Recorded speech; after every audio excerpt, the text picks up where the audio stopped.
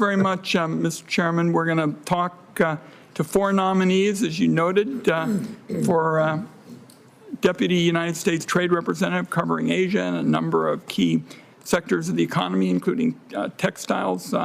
This is a key position for Mr. Schweitzer.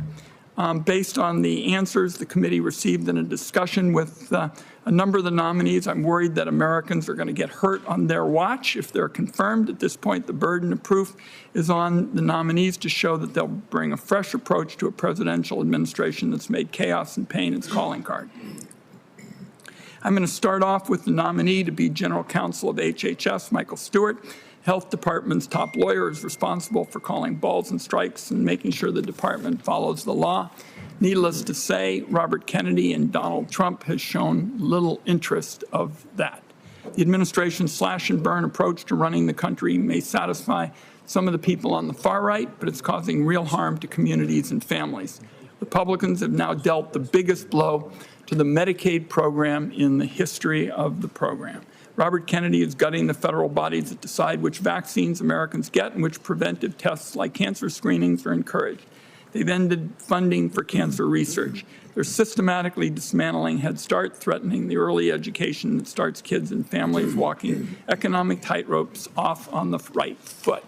Donald Trump and Robert Kennedy have already shown that they have little interest in upholding an important federal law known as EMTALA that protects women and mothers. Robert Kennedy has kept up DOGE's chaos by playing 52-card pickup with agencies and federal workers who are responsible for helping keep seniors, kids, and Americans with disability and working families healthy and safe.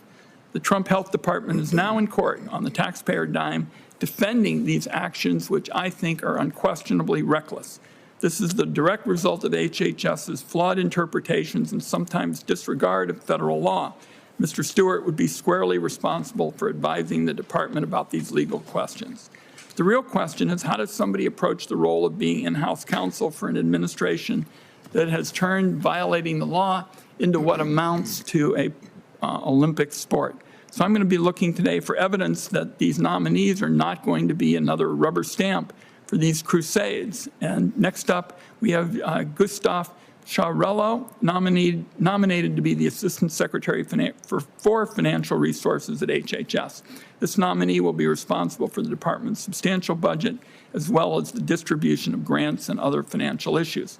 We looked at his resume, and here I was troubled about the overall lack of background managing the finances of any organization, let alone one of the largest in the country. Now, given the Trump administration's self-proclaimed interest in the federal budget, it seems to me there would have been the possibility of finding somebody with a background into actually managing things. It's an important role, especially in light of the administration's weaponizing of federal grants to punish and pressure political opponents. Members of this committee ought to be looking for impartiality and independence from political influence for a role that touches the lives of so many communities across the nation. I mentioned already Brian Schweitzer. He's nominated to be Deputy U.S. Trade Representative, an important position right now as we look at upcoming deadlines. From day one, Donald Trump's trade agenda has been nothing short of disastrous.